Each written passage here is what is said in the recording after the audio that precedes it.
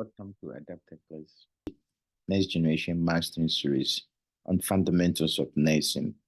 Number 1, test taking strategy. Read from the back.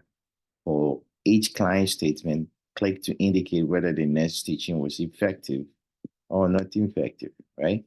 A nurse is providing teaching to a client diagnosed with what? Insomnia, can't sleep. Which statement indicate that this is an effective or ineffective regarding insomnia? I will drink small glass of wine to help me sleep. Ineffective. You should not drink at night if you have insomnia. I will go to sleep the same time of the night. Effective. Excellent. I will exercise at least 4 hours before bed. Yeah. If you want to exercise, don't exercise close to bedtime. Just away from it. 4 hours is good. If I can't sleep, I should go get out of the bed. Yeah, don't use the bed as a place to get yourself sleep. When you're ready, go to the bed, and you fall asleep. As you eat, as you eat large dinner before bedtime. No, you should eat very small snack. This will not give you a full belly. You won't be able to sleep. Ineffective. I should avoid naps during the day. That is good. Don't take naps during the day so that in the evening you can sleep. I will keep the room temperature on the cooler side. Yes, cool temperature is good. Will make you sleep, not that hot. So this is the key teaching about insomnia. Straightforward, effective, and ineffective teaching, as usual. Next question. And this is provided teaching to a new graduate, about perineal care of a uncircumcised male. For each new graduate statement, click to indicate whether the next teaching was effective or ineffective. So what does they do? Retract foreskin gently to expose the urethra. It's effective. Wash the shaft from the base to the gland. No, from the gland to the base. You don't want to wash it from the base to the gland. That means if this is the penile shaft and this is the gland is here, and the base, you want to wash from the gland to the base, not from the base to the gland. That means you're moving dirt into the gland. That's where the urethra, you get infection. Ineffective. Return the foreskin back to original position after care. After care, bring it back to where it was. Effective. Apply sterile gloves during the perineal care. You don't need sterile gloves, so ineffective. Wipe the perineal area from back to front. So you have to wipe it from what? Back to the front area. So we got to wipe from front to back, not back to front. So this is ineffective teaching. And this is providing teaching to a new graduate about the difference between colloid and crystalloid. For each fluid choice, click to indicate correct understanding of the difference and at the appropriate column. So in a column. So we want to show the difference. Okay, the difference between colloid and crystalloid. So which one do you think is a colloid? Which one is crystalloid? Key is fluid that have different densities that can be used to expand the intravascular system are colloid. Like albumin is a colloid. Dextran is a colloid. And gelatin is a colloid. They are not used for resuscitation, but to expand the intravascular system. 3% normal saline is a crystalloid, D5W is a crystalloid, and LR is a crystalloid. If you want to know more, just check the YouTube. There's a bunch of videos on the fundamentals. I talk about fluid and electrolyte. You can figure out the details over there. Number 4, and this is providing teaching to a client, prescribe albuterol and fluticasone, MDI. Which statement made by the client indicate need for further teaching? The case is asking you, patient who has an asthma has albuterol and a steroid, fluticasone, right? Fluticasone, MDI, meter dose inhaler. You should be able to teach them how to use it. So which statement made by the client indicate need for further teaching? Well, I will rinse my mouth after inhaler. Yeah, because of the steroid.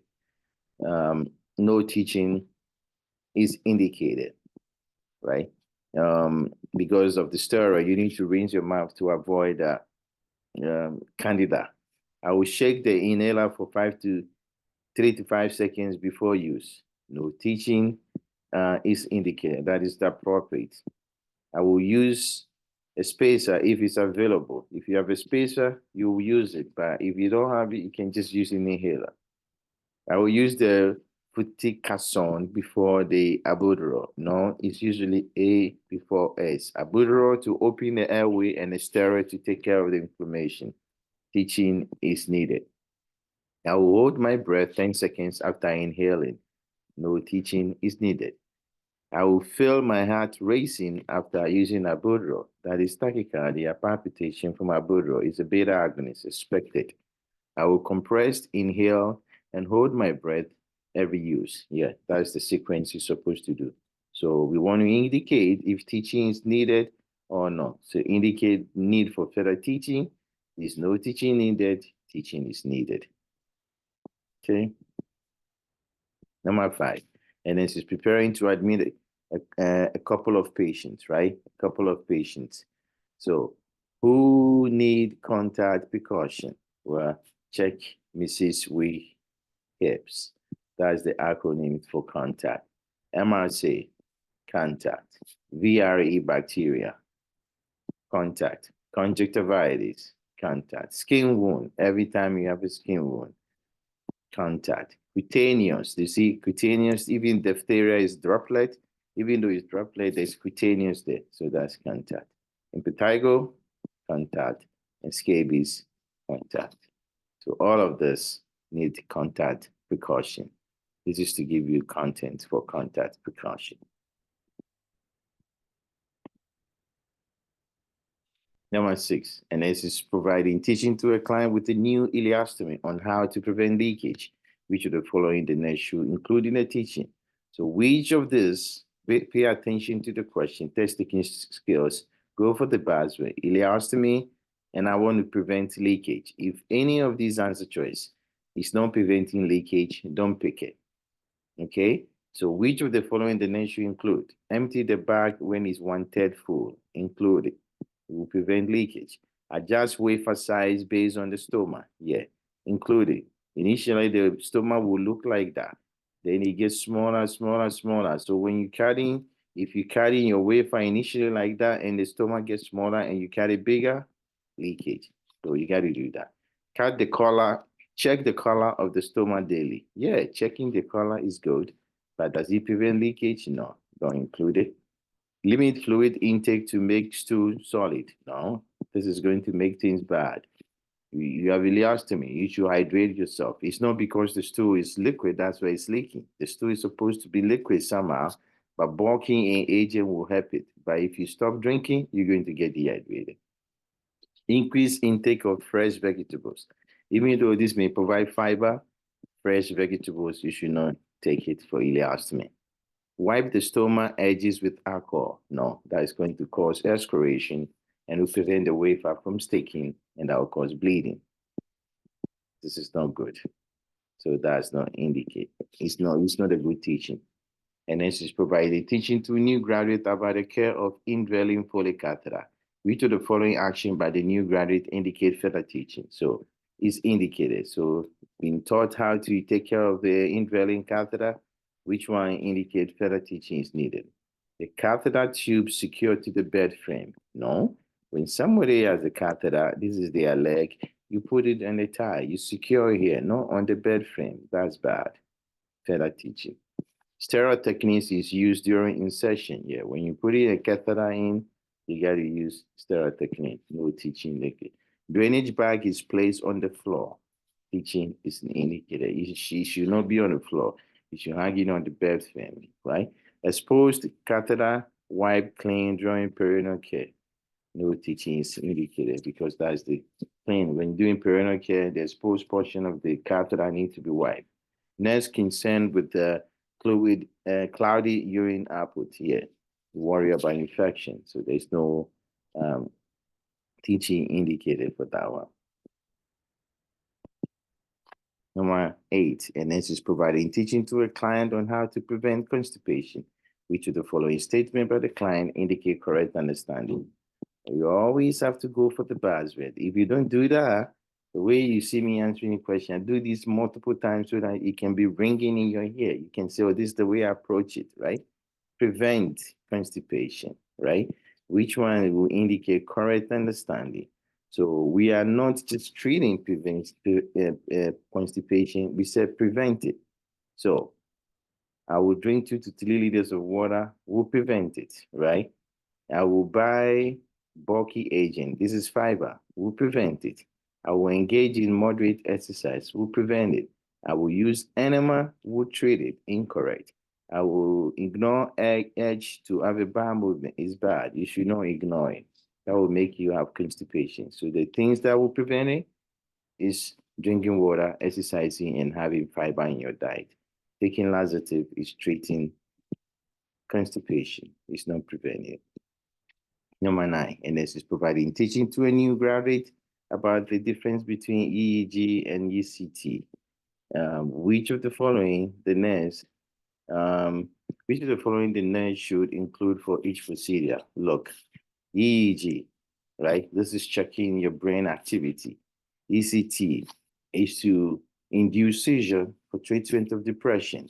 Some of the things sound the same, okay? Some of the things sound the same in terms of how you teach the patient, but there's a difference between them. EEG is the diagnosis to diagnose you if you have a seizure, right? If you have a seizure episode, and ECT is just to figure out and help you treat your depression, right? So what do you want to do? The best thing is to understand the procedure and look if it's indicated. No sedation is required. Who do you think you need sedation? Who do you think doesn't need sedation? If I'm checking seizure activity, I should not give you sedation. If I'm doing ECT and I'm inducing seizures, I should give you sedation. If I'm inducing seizures, you should be NPO, okay, 8 hours before. If I'm not doing seizures, I'm just checking for it, yeah. Who is going to lose their memory? Is the one you inducing seizures, right? Both of them are not painful. They put wire in your head on the scalp, right? They are not painful. Therefore, you got to wash your hair, both of them, right? Which one need an escort? You need an escort if you get sedation. Who do you not get a sedation? EEG. So this one, ECT need an escort. Continued antidepressant. ECT is for antidepression. Both of them, you got to avoid stimulant, caffeine. So this is, I will memorize this. I will get used to it. Not memorize, but understand, because I've seen a bunch of questions. People get confused between EEG and an ECT. Okay, it's not the same thing. Last question. And next is observe a new graduate and care for a client at risk for pressure injury. Which of the following actions by the new graduate require immediate intervention by the nurse? Buzzword, patient is at risk for what? Pressure injury. So which one require intervention? That means you're doing something wrong, which should not cause injury. Dry skin covered with barrier cream, no intervention. Albumin level check daily to check their nutrition status, no intervention. Reposition the client every 2 hours using 10 sheet, no intervention. Bony prominence massage for comfort. This is bad. It's going to cause injury when you have pressure injury. Adequate nutrition provided, no intervention. 10 questions, 100 questions. As you can see, very quick one. Fundamentals. And I hope when you see a fundamental question, I think I cover every topic and the fundamentals using these questions. If I have not, send me an email and I will do videos on them in terms of questions. Take care of yourself and have a good day. Thank you for subscribing to NGN Gold. Bye.